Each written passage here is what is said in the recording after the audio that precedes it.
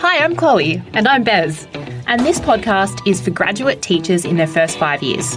We share our own teaching stories as well as advice and ideas we wish we'd had as graduate teachers. Sometimes funny, sometimes horrifying, but always true. We want you to thrive and love teaching beyond the dreaded 5-year cliff.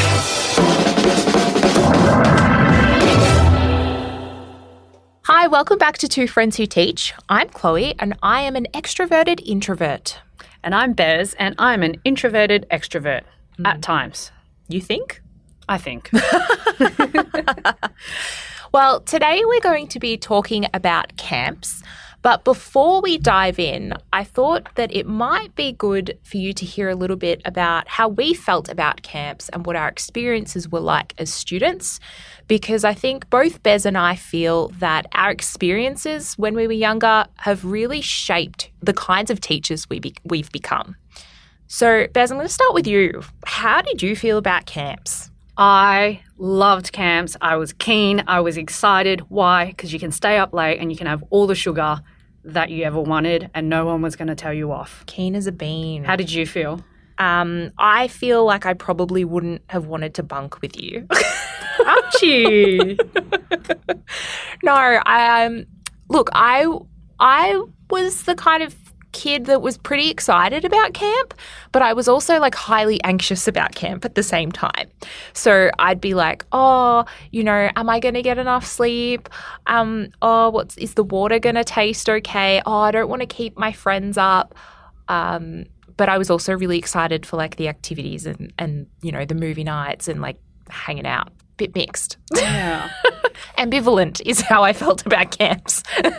When I started teaching, I still was very excited for camping. Mm-hmm. But actually at my last school... Wait, when you say camping, do you mean like proper camping? Proper camping. So like outback, pitch your like tent. Pitch your own tent. No bathrooms situation. Camping? Yeah. Okay. So up until, I reckon, 2 years ago, all the camping I did was in bunks. And so 2 years ago, the school was like, you're going on year 9 camp. No. You're going to pitch your own, like it's proper camping. And absolutely not. I've only done proper camping like probably 6 months before that, but I didn't realize that I was glamping and not camping. Okay. And so when I arrived to this year 9 camp, here was a tent just left there. And they were like, pitch your own tent. And I was like, is no one pitching my own tent? I thought you meant that the tent was there for you and I was going to No. be like, oh, how nice of them. And there's no blow-up mattress. And apparently I had to sleep on the floor. What did you bring? I brought a rollout stuff, but my goodness, it was very different to a blow-up mattress. I probably sound like a princess. I'm not. No, but you don't. I think you sound completely reasonable right But now. it was quite a shock to the system when you're expecting glamping and you're doing proper camping. So that was a learning experience and I'm probably in between on camping now. Okay, so what do you think like the worst part of that was? Was it just like your level of comfort?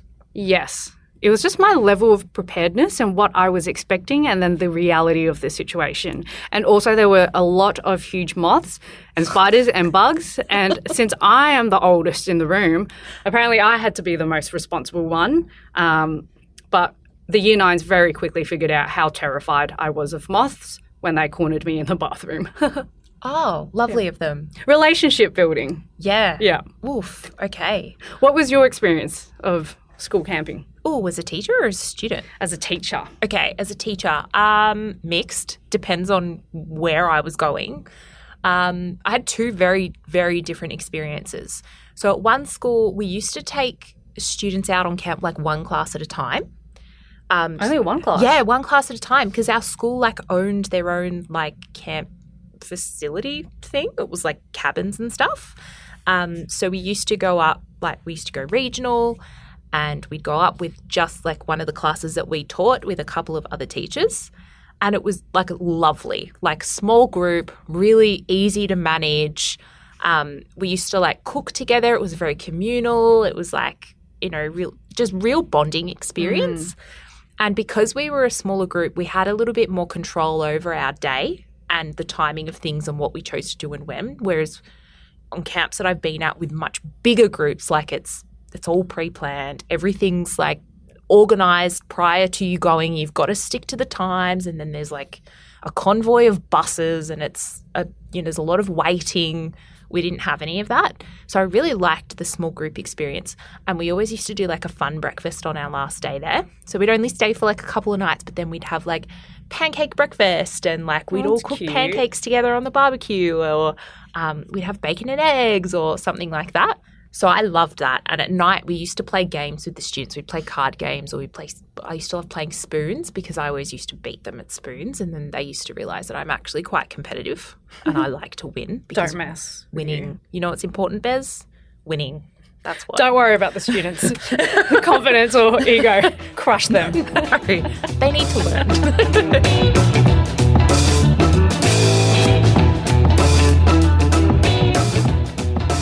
However, the alternative experience that I've had with camp is, we're taking all of the year 7s out, and we're quite a large school, so that maybe there's like 12 year 7 classes. So you've got over 100 kids there with you, and there's lots of teachers, lots of buses, lots of cabins, and it's a little bit of an organisational stress. And I found that whilst that experience was still good in terms of like being able to build some relationships and develop those, you're not spending as much time with your students, and it's also very taxing. They're very draining. Like it's a lot of energy, and it's a lot of energy to have around you. And I don't know, maybe if it's just me and my personality and I like my alone time, but it's very loud and there's a lot to manage. So I think it's a really good time for us to consider, like, before you're even planning for your ongoing on camp, like, how does someone who's never been on camp before, how do you prep for that? How do you figure out what to expect? That is a great question. I feel like there is only so much prep that you can do, but there will always be surprises. I think one really important thing is knowing which group you're going to be on camp with. Yeah. Communicate, ask, talk with the other teachers. What are those students like if you don't teach them? Because that will help you navigate that group that you're looking after. Yeah. And sometimes it is a sensitive or an interesting group An dynamic. excitable group. Yes. It's a learning experience for everyone involved. Yeah, but no, I mean, that's so important, because you might also have students in your group who might have specific disabilities or accommodations and things that you need to make, and you need to be aware of that. So I'm just thinking about a student who was in my camp group on camp who was neurodivergent, and they had a learning plan. And I didn't know this student. They were new to the college at year 7, but we did have a briefing meeting beforehand about them so that I knew what some of their triggers were, what some of the comforts were. And it was so helpful to me because it actually informed how I was going to act and behave around them. And even some of the things that I said, this student really hated rules. Really hated the word rules as well. When you're going on camp, there's a lot of talk about rules. So I couldn't say that word. So even, when we were going swimming, I was like, safety precautions instead of like words like I know it sounds ridiculous, but it was helpful in helping this student listen to me and follow instructions and things. If you go in blind, like you said before, and you've got no idea who's going to be in your group on the day, like, oh man, you're kind of setting yourself up for disaster, potentially, right? What about leaving work for your classes that aren't that aren't there with you? I know you're making a face at me right now. We love leaving extras, don't we? No. Your face says it all. Look, my experience was plan earlier than you think you need to. Like, definitely don't be doing all that prep the night before and printing off all the materials that you're going to leave behind, because you just want to go home and decompress, pack, make sure you're all sorted. In terms of the types of activities, I leaned towards things that I knew were going to be easy for somebody else to implement and that I could easily come back and follow up on. So it might be like, I've printed some worksheets and activities, or maybe there's a link to an activity that I know my class has access to and they can complete it all online. Something that's like pretty straightforward. Nothing where I'm getting somebody else to like implement like a jigsaw task or anything, because I know that it's not going to go well, and trying to keep students off things that I know are distracting. What was your process? Apart from the fact that it's very clear to me that you don't enjoy writing extras. No, I don't think anyone enjoys writing extras. Absolutely But it's just more, how do you strategically do it when it's a large amount of time? Yeah. Definitely online. I loved like online resources, because what that meant was I could actually track students' progress, because some students would be like, I have done it, and then you could actually see how much they'd progressed through. Worksheets were always really helpful. Something to keep in mind as well is if you're planning to leave extras where students are using an online component, perhaps have a teacher or a couple of teachers there who are able to step in and help if there are access issues or if they're having troubles with their account. Yeah. That's just something to keep in mind, with students' password, and, there's always just something. Yeah, like leave there them a with list online. with some details or, an account login so that they can check things or whatever it is. Yeah, but definitely planning in advance is always key. Like, I would be planning it as soon as I found out when the camp was, and then sort of seeing what topic you're up to.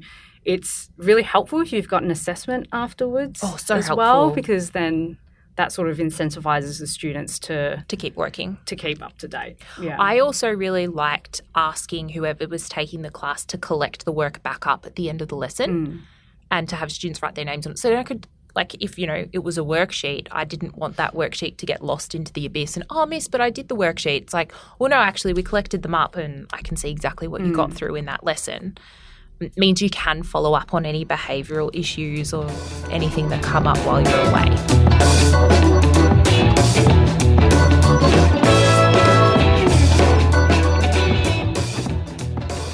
So, Chloe, what should you always pack for camp?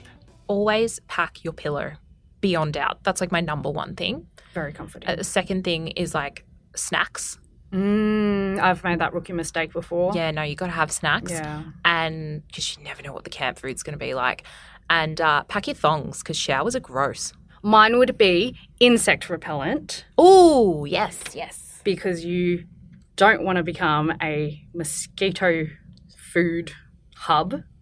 The second thing would be, I think I just do this for anywhere, even if I'm traveling, but I don't know, extra underwear and socks, because my pet peeve is when you get wet socks and you don't have enough dry socks, and so you have to walk around all day with wet socks, and it is not pleasant, and you will get a cold, because it is true. Yeah, no, Sorry, that's true. I went off onto a tangent there. You've made me think of another thing. Hairdryer. You pack a hairdryer? Yes, you pack a hairdryer. Who wants to hang around with like wet hair at night and then you can't sleep because your hair's wet? I don't know, maybe that's just me. But if you can't sleep because your hair's wet, then pack a hairdryer. Oh, actually, yeah, you got to bring a towel too.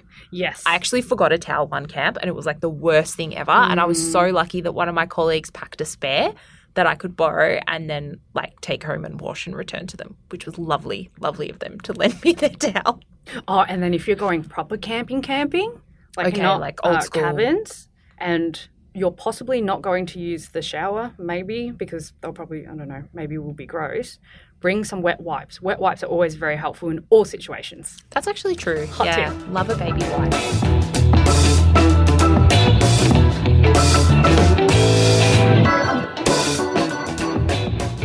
What about what to expect in terms of activities? Activities, What's the weirdest activity you've had to do on camp? I don't think I've had a weirdest activity. They're always very like team bonding, team building. So there's a lot of like rope courses. Yep. Like they're not playgrounds, but like wooden things. Obstacle courses. Oh, obstacle courses. Obstacle courses. That's the word I'm looking for. Orienteering. Yeah. I don't know how to do orienteering. I'm directionally challenged. Someone at the camp asked me once about like, do you know how to use a compass? I was like, no, I'm not. When have I ever had to use a compass? The camp person here. Like, I teach science and maths. Thank you. Yeah. But I mean, all of the activities, they're really, camp is such a special experience in that the relationships that you build coming out of it, they really are everlasting. Even if you don't teach that student again, there is something quite special because the things that you share and that students share as well, when you sort of see each other in a vulnerable place or through the challenges as well. Yep. Do you know what it is? It's a great experience. I think it really gives students the opportunity to shine beyond their academics. And that's how we're mostly interacting with students in the classroom. We're focused on their academics. Yeah. And so if you have a student who's not academically orientated, but then on camp, maybe they like have really incredible leadership skills. You get to see that and you get to like champion them for that and congratulate them for that, or make them the team leader, or, you know, ask them to, you know, help be the person who directs everybody how to build the best wooden stick teepee or whatever it is. And they love it. Yeah. It really and I love is. it too. Yeah. And even for the students to see you in a different light as a teacher outside of that classroom too. Yeah. You do things you wouldn't normally do to appease them, I will say. I'm scared of heights, but I have often found myself on a giant swing or a flying fox because my classes really wanted me to do it. Yeah. Got to do it for the kids. Yeah, and that they love it. I remember there was one camp where I had to get up on this, like, it was a giant, like, zip-liney thing. And you'd zip line from, like, a flying fox, I guess that's what it's called. And I remember going up and I was, like, shaking because I was so nervous. And my class was so cute. It was a little year 7 class. And they were like, it's okay, miss. Like, you can do it. Like, you've got this. We're going to wait for you down at the end. And, like, I had to put so much trust in them because in order for me to get down, they had to actually like grab me and like pull my little zip line back and then like unhook me so I could get down and bring me a ladder. And I actually said to them, I was like, if you guys don't bring me the ladder, like you're all failing my class. They knew I was joking, but they were so good and they like were really encouraging of me too. So it was just like a beautiful quality to see in them, to see them being so kind to myself and their peers as well. Yeah. I will say though, that you might have to find out in advance what activities there are, because I do know of occasions where certain staff members who can't swim have been on activities like snorkeling. Which is probably not the best idea if, like, you're not comfortable in the water. And I mean, even for my scenario with, like, flying fox, don't love heights, might not be for someone if they're not willing to have a crack. So, like, it's pretty flexible. If you chat to who's organising it, you might be able to, like, switch activity groups for a session or whatever it is. But don't find yourself, in a position where you're, like, I want to say in hot water, but it's really cold water. Because, you might ruin your day. You don't want the kids to be, like, trying to save you. No, it shouldn't be that way.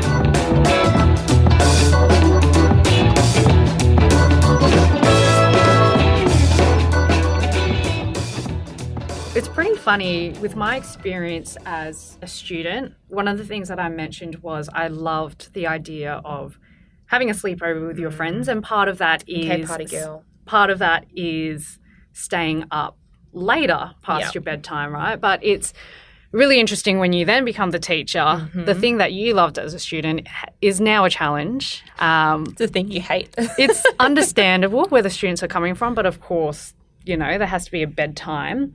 Did you have any experience, and how did you manage, I guess, students not going to sleep when they were supposed to be asleep by?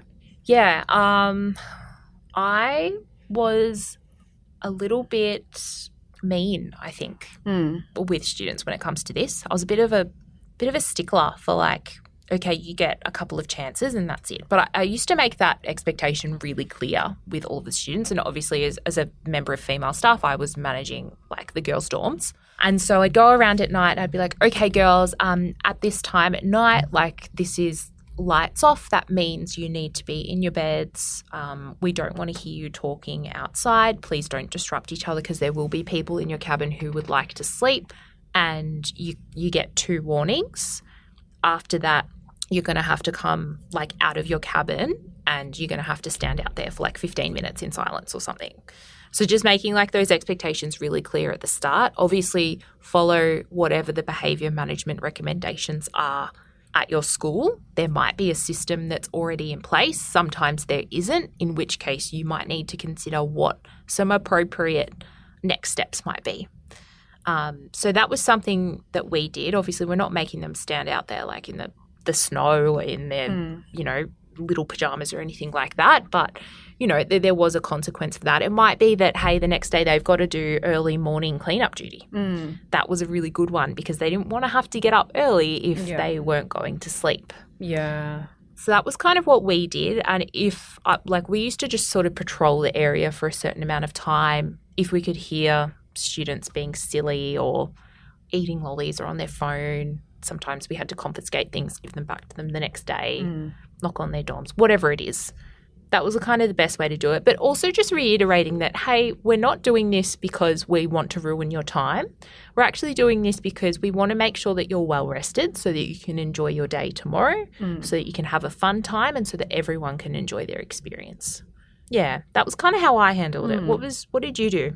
I'd say quite similar as well. To be honest, I think I've been quite lucky in that I haven't had, obviously, the excitement of being on camp with your friends and your peers is there, and not everyone's going to sleep 10 o'clock on the dot, for example. Yeah. But I thankfully haven't had a lot of pushback with that.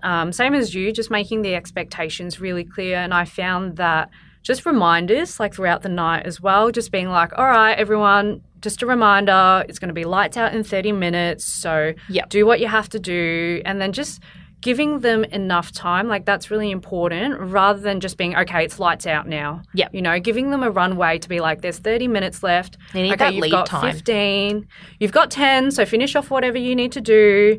And then just even when lights are out, I think you don't have to be so stern about it. Obviously, it depends on your students as well. But, if there were students who were staying up, I guess being a bit sassy and being like, I can hear you. If I have to talk to you again, you're coming out with me for 10 minutes. Or just walking in and being like, I can actually hear you outside. And I was like, if I have to come in again, then I'm going to have to ask you to move cabins because it's really important that everyone gets their sleep. You've got a big day ahead. And look, most of the time the students were very reasonable. Yeah. My friends generally had a pretty good experience. I think tiring them out through the day is so important at making sure they actually do sleep at night. If they're not doing enough during the day, then expect trouble at night. Yeah, yeah. And look, there have been instances when I did the camping, when I heard there were two particular groups that and you were will up. hear everything when they're intense, right? Yeah. But I would wake up and actually walk across and you just say it in a way that's oh, look, I can hear you actually talking from my tent. I actually can't sleep and I really need to sleep. You actually need some sleep too. Yep. So it's really lights out now. And if I have to speak to you again, I'm actually going to separate this entire group if that's and I don't want to do that. And following through is important as well because then it does send the message to everyone else, oh, okay, they're serious about when they say this. This is actually important. Absolutely. But you're right. Most of the time, the entire day, you've worn them out. So most of the time, they'll knock themselves out. Yeah, absolutely. Yeah. And I think that's so important at managing our own energy because, teaching a regular day is the kind of thing where you're on all the time. Then you go to camp and you're not on just during the day. Yeah. You're on at night as well. All the time. And so taking those moments throughout the day or when you do get a 30-minute break or whatever it is, I think it's really important to make sure you do what you need to do to recharge. Yep.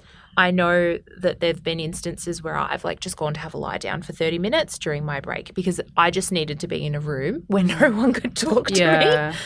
Or, I've gone for a little stroll up the street to get a coffee and that's been my alone time. People knew where I was, but it was my break and I could just chill out and enjoy. Yeah, you're so right. Having that quiet time to yourself is so valuable because you're saying, you're on pretty much 24/7. It's beyond the classroom. Yep. Yeah. And you don't know if you're going to have to get up at 3 a.m. because someone's homesick or whatever it is. Yeah. You need to be prepared for that and you got to have a bit of energy left for that. I think that if you can, get a cabin on your own.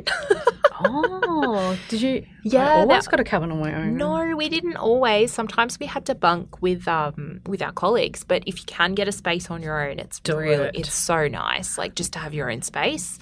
Otherwise, you kind of still got to share with someone. Yeah, there's nothing like having your own space.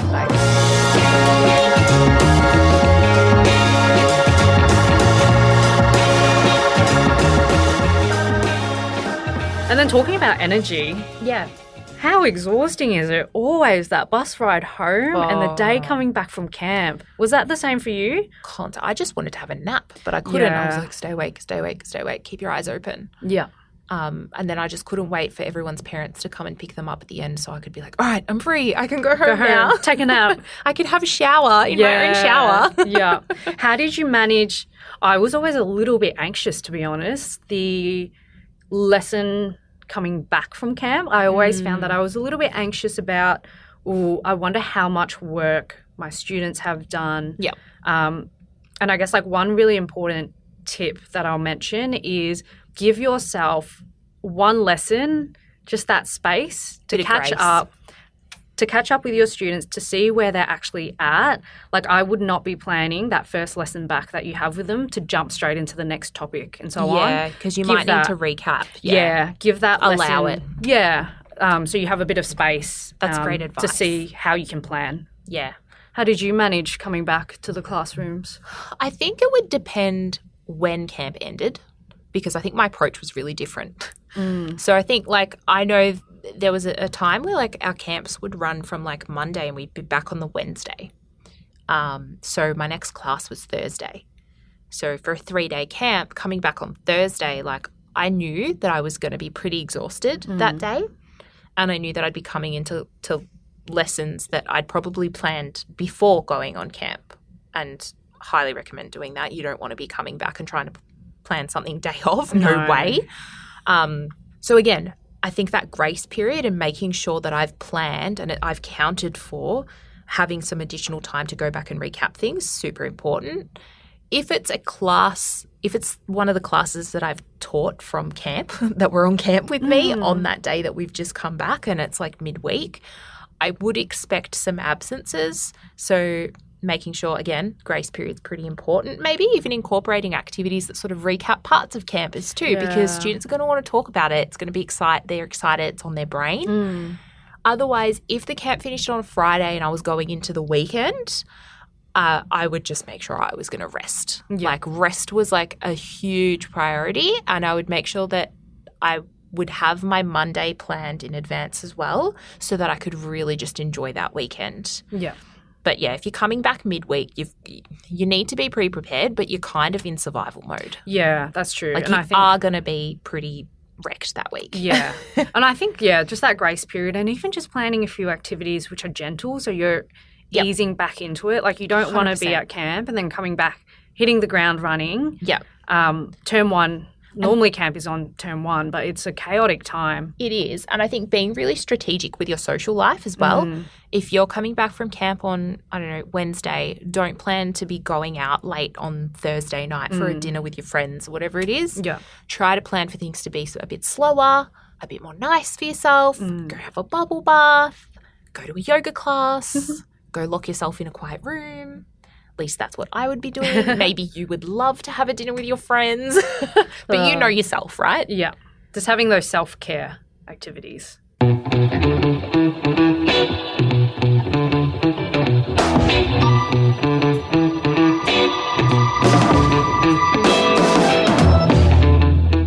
If you were to go back and relive or redo one of your camp experiences, Bez, what would you do differently? Roll with the waves and just embrace. I'm not saying I didn't do this, but I think just really embrace the opportunity you have to build a relationship outside of the classroom with the students. Yeah. You will see them in a very different light. They will share different things. It is beautiful to see their different strengths coming through in different situations. So 100%. I would just say that, like, roll with the waves, embrace it all, and don't be scared to be vulnerable, because that's also how you build on that relationship that you have with students. Yeah. What would yours be? That's beautiful, Bez. Oh, thank you. I think it depends which version of little Chloe you're asking. I think at times where maybe my patience was wearing a little thin, advice I'd go back and give myself is just to remember that they're excited and that's it. And, this is a brilliant time for them. And it's, they're never going to get this experience again. For myself, I think making sure that I don't feel guilty when I am taking my breaks. Yeah, that's really great. I think I did used to feel a little bit guilty, or like I should be out in the yard, like supervising or doing something, or, you know, going to an activity even though I wasn't scheduled on for one. I think, yeah, if I was to go back and do that again, really just making sure that I had my downtime and maybe even enjoying some of that downtime with my colleagues who are also on a break. Yeah. To continue building those connections within the school, and particularly if I was at a new school as well. Yeah. No, that's a great tip. Yeah. Actually, I changed my answer. Oh, go on. My one key takeaway would be remember to bring snacks, because it is a long day and you don't want to be hungry. And if you're like me and you get hangry, I get hangry. It is not nice, and it tests your patience when you're hungry and you need to expend a lot of energy, and there's a lot of students you have to look after. So bring the snacks. Better to have more than to have none. Yeah, if you're feeling a bit cranky, just steal the kids' lollies or have a muesli bar. Yeah, the kids have all the lollies. They really do. And they share most of the time. Mostly, yeah. Well, thank you for listening to today's episode. Hopefully it is helpful for your upcoming camp. If you enjoyed today's episode, please like us and give us a comment, leave us a rating on Spotify or Apple. Thank you. Bye.